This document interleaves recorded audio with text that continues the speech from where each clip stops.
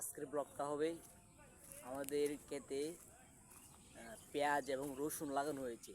তো ফলন কীরকম হয়েছে সেটা আজকে দেখতে যাব। ক্ষেতের মধ্যে এখন হাঁটে হাঁটে যাচ্ছি। ওই যে ক্ষেত, ওই যে ওইখানে এখন যাবো, গিয়ে আপনাদের সম্পূর্ণ ভিডিওটা দেখাবো। আপনারা ভিডিওটা দেখতে থাকেন। আমার হাতের রোয়া এটা আমি লাগাইছি, দেখেন কীরকম হয়েছে। এটা আমার হাতের রোয়া, এটা আমার হাতের রোয়া আমি রয়েছি। মোটামুটি সুন্দর, আলহামদুলিল্লাহ হয়েছে মোটামুটি।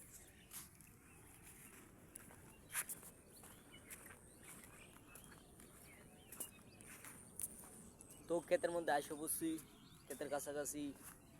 তো এই ফসলটা খুব সুন্দর দেখা যায়, বালাই। এই যে এনে কিছু সুয়ারি সারা লাগানো হয়েছে। তারপর দেখতেছেন এই যে আমাদের রসুন, রসুন ক্ষেত এটা। তো এটা হচ্ছে পেঁয়াজ আর হচ্ছে রসুন। তো এসে দেখি মোটামুটি পালাই সুন্দর। তো ভিডিওর মধ্যে এত ভালো দেখা যাবে না, বাস্তবে পাইলে আপনি দেখতে পারেন। অনেক সুন্দর লাগতেছে ক্ষেতটা। তো অনেক সুন্দর লাগতেছে ক্ষেতটা, দেখেন বাস্তবে দেখলে বুঝতে পারবেন। এই যে দেখেন, এটা হচ্ছে পুরোটা রসুন, এটা হচ্ছে রসুন আর এটা হচ্ছে পেঁয়াজ। দেখেন পেঁয়াজ গাছ খুব সুন্দর দেখা যাচ্ছে, অনেক সুন্দর লাগতেছে। দেখেন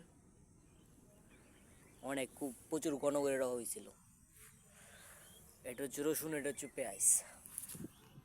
তো আপনারা এই পদ্ধতিতে পেঁয়াজ রসুন চাষ করতে পারবেন। তো পুরো প্রসেসটা আপনাদের দেখালাম, আপনারা ভালো করে দেখেন।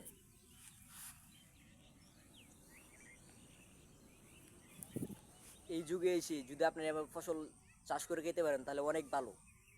এই হাইব্রিড যুক্ত খাবার থেকে আপনি মুক্তি পাবেন। এরকম তো ফসল ফলাতে পারেন তাহলে আপনাদেরই লাভ। ঠিক আছে, খুব কষ্ট হয়েছে, ফসল সফল হয়েছে না এখনো। পুরোপুরি বইলে তারপর বুঝবো সফল। দেখেন আপনার ক্ষেতটা খুব কষ্টকর হয়েছে, মানে এখানে মেশিন দিয়ে ক্ষেত ছোঁয়া হয় না। আমরা মানে কোদাল দিয়ে খুবাই আর হয়েছি ক্ষেত ফোরাকেন, খুব কষ্ট হয়েছে। তো কষ্টের পরে ওই সফল সফল দেখা যাক, আলহামদুলিল্লাহ মোটামুটি ভালোই হয়েছে। তো আপনারা যেহেতু চাষ করতে চান চাষ করতে পারবেন। পেঁয়াজ রসুন, আরও আমরা মরিচ রয়েছি, আরও আমরা আরেকটা ক্ষেত আছে আলু রয়েছি।